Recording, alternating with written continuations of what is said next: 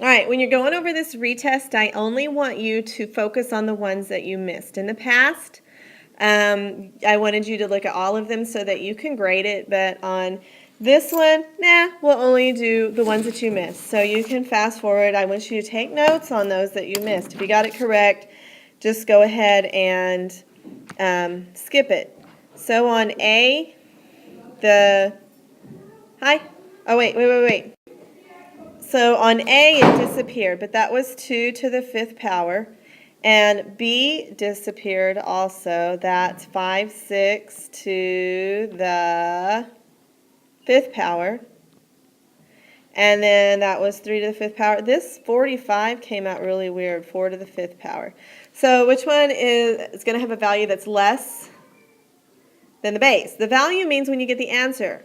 So which one has an answer that's less than the base? And that one's always going to be the fraction. So B. It's always going to be the fraction. When you find a fraction times a fraction, you're finding part of that fraction. So 2/3 of 1/2, that means you're taking half of something and you're dividing it into groups of 3. You're going to get a very small piece of that 1/2.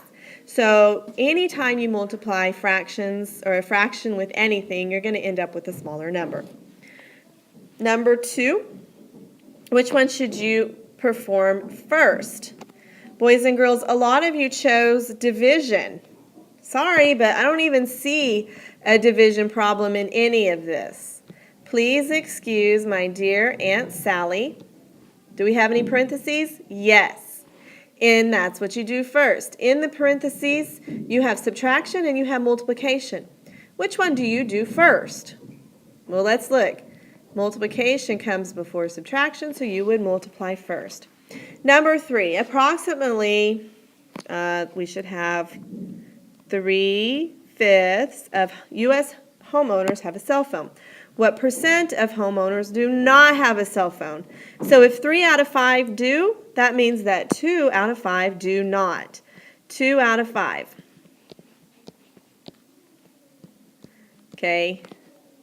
How many do not have a cell phone? Do not out of the total. Okay. Do not. 2 out of 5. And they want to know what percent that is. Percent is always out of 100. Now I'm going to cross multiply. 100 times 2 is 200. And then what happens? Divide by 5. And you get 40%. Okay, number 4. The ratio of rock music to total CDs that Ella owns is 5 to 8. Paolo has 25 rock music CDs, and the ratio of rock music to total CDs in his collection is equivalent to the ratio of rock music to total CDs in Ella's collection. How many CDs do they own? This is really not that great of a question because hers is just a ratio. That doesn't mean that's how many she owns, but for every 5 rock CDs, out of every 8 CDs, 5 of them are rock. She could have 16 CDs, and that means she would have 10 rock music ones. So we really don't know how many they own. This is a bad question. I just throw it out. The words. 5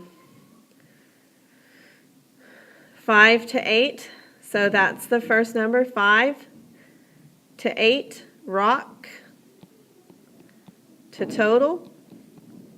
5 to 8. And then Paolo has 25 rock CDs. So these are when we did friendly multiplication facts. 5 times 5 is 25.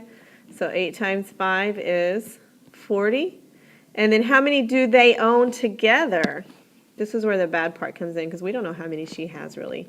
But 8 plus 40 is 48. Gabriel saves 30% of his monthly paycheck for college. He earned $270 last month. How much money did Gabriel save for college? Okay. 30%. So that's part to whole.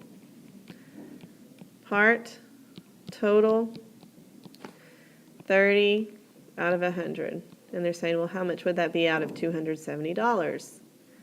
Okay, so this would be great for cross multiplying and dividing. 270 times 30 .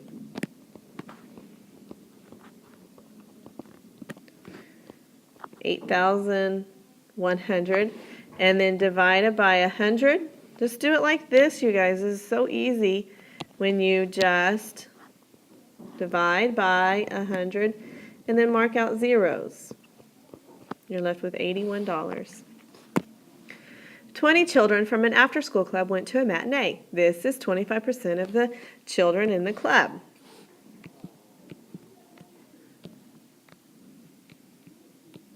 Okay, 20 what? Children. But it's not all of them. Those are the ones that went to the matinee. So that's part of the kids. And then 25% of the children, so when we're talking about part to whole, given is 25 out of 100 because it's percent. And that's 20 out of how many? We do not know. Cross multiply and divide. 100 times 20. 1 times 2 is 2, and then we have 1, 2, 3 zeros. Divide by 25.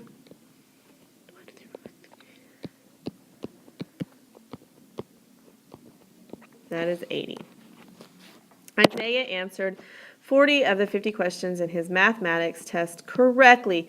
What decimal represents the fraction of problems he answered incorrectly?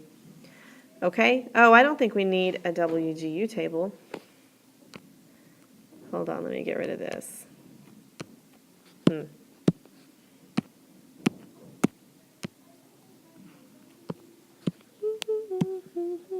Wait, why is it doing that?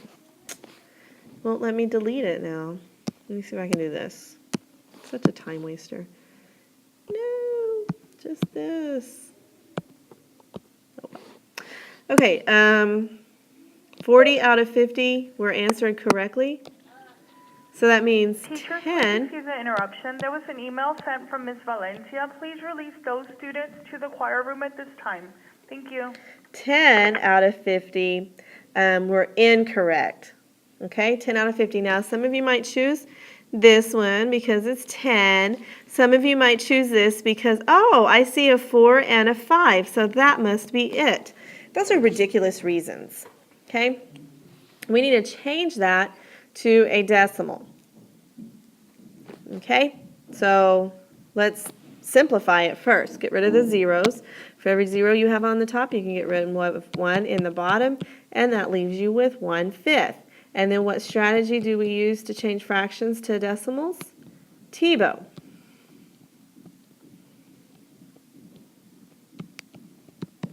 And there's your decimal, would be that one right there. Jen bought some tortillas. The ratio, okay, remember we talked about, please do not skip these gridables. Jen bought some tortillas. The ratio of corn to the number of flour tortillas that she bought is 2 to 3.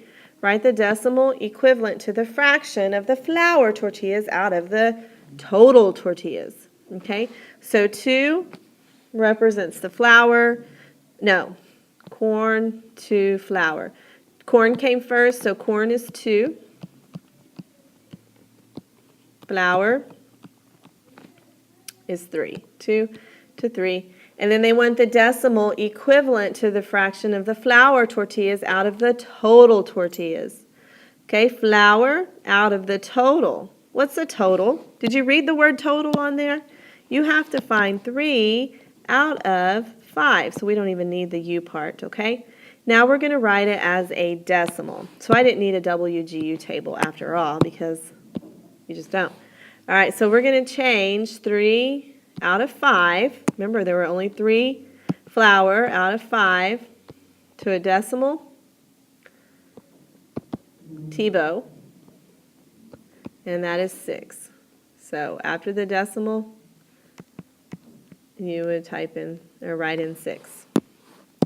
Which expression shows a prime factorization of 50? Not this one, because 10 is not a prime number. Not this one, 25 is not a prime number. Those are composite numbers. 25 is not. Prime is composite. This is the only one that has prime numbers. And if you went ahead and worked it out, 5 times 10 is 50.